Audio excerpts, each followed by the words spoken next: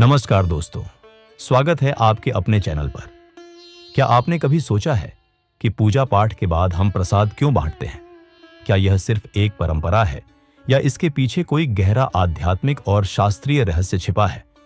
आज के इस वीडियो में हम विस्तार से जानेंगे कि प्रसाद बांटने की परंपरा का क्या महत्व है, इसके पीछे शास्त्रों ने क्या कहा है और क्यों प्रसाद वितरण के बिना पूजा अधूरी मानी जाती है। तो आइए शुरू करते हैं इस दिव्य यात्रा को और खोजते हैं प्रसाद बांटने का गूढ़ रहस्य।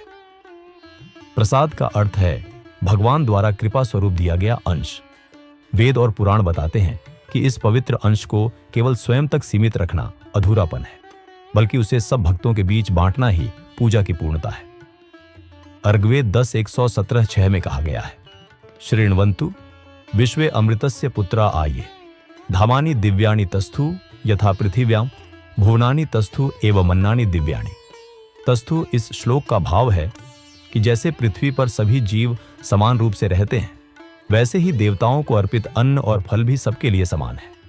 इन्हें सब में बांटना ही सच्चा धर्म है। यहाँ अन्न और नैवेद्य केवल पेट भरने की वस्तु नहीं, बल्कि ईश्वरीय ऊर्जा से युक्त आशीर्वाद है।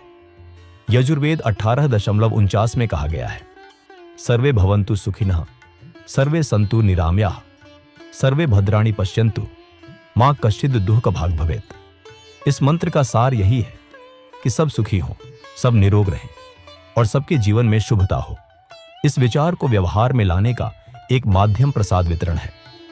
जब सभी भक्त एक समान प्रसाद ग्रहण करते हैं, तो यह अनुभव होता है कि ईश्वर की कृपा पर किसी एक का अधिकार नहीं, बल्कि यह सबके लिए समान रूप से उपलब्ध है।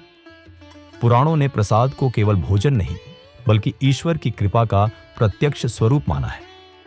स्कंद पुराण काशी खंड अध्याय 21 श्लोक 72 में कहा गया है, यह प्रसादम हरिम भक्त्या गृह्णाति श्रद्धयान्वितः तस्य पापानि नश्यन्ति सर्वाण्येव न संशयः।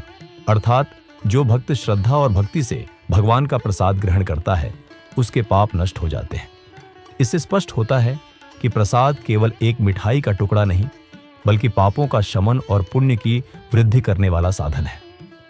पद्म पुराण उत्तरखंड अध्याय 70 में लिखा है, प्रसादम देव देवस्य यो जनः प्राप्य भुंजते तस्य भाग्य विवृद्धिः स्यात् पावनम तस्य जीवनम। इसका भाव है कि जो व्यक्ति प्रसाद को ग्रहण करता है, उसका भाग्य बढ़ता है और जीवन पवित्र हो जाता है। यहाँ यह स्पष्ट कर दिया गया है कि प्रसाद जीवन में शुभता और समृद्धि का संचार करता है। इसी प्रकार गरुड़ पुराण आचार कांड अध्याय 15 श्लोक 10 में कहा गया है, नैवेद्यम हरिभुक्तम यत् प्रसादो भवति ध्रुवम तस्य स्पर्शात् विनश्यन्ति रोगा दुखानि मानुष्यम। भावार्थ यह है कि जब नैवेद्य भगवान को अर्पित कर प्रसाद बन जाता है, तो उसके सेवन से रोग और दुख मिट जाते हैं। इसका तात्पर्य यह है कि प्रसाद केवल शरीर को नहीं, बल्कि मन और आत्मा को भी शुद्ध और स्वस्थ करता है। प्रसाद वितरण हमें यह स्मरण कराता है कि संसार की प्रत्येक वस्तु ईश्वर की देन है। जब हम भगवान को नैवेद्य अर्पित कर उसे बांटते हैं, तो यह हमारे भीतर त्याग, विनम्रता और साझेदारी की भावना को प्रकट करता है। प्रसाद हमें यह सिखाता है कि ईश्वर के दरबार में सब समान है। मंदिरों में जब अमीर गरीब, ज्ञानी अज्ञानी, किसी भी जाति या कुल का व्यक्ति प्रसाद ग्रहण करता है, तो यह समानता का अद्भुत दृश्य प्रस्तुत करता है। यही कारण है कि प्रसाद को बांटे बिना पूजा अधूरी मानी जाती है। तो दोस्तों, यदि आपको यह वीडियो अच्छा लगा हो, तो कृपया इसे लाइक करें, शेयर करें और हमारे चैनल को सब्सक्राइब करना न भूलें।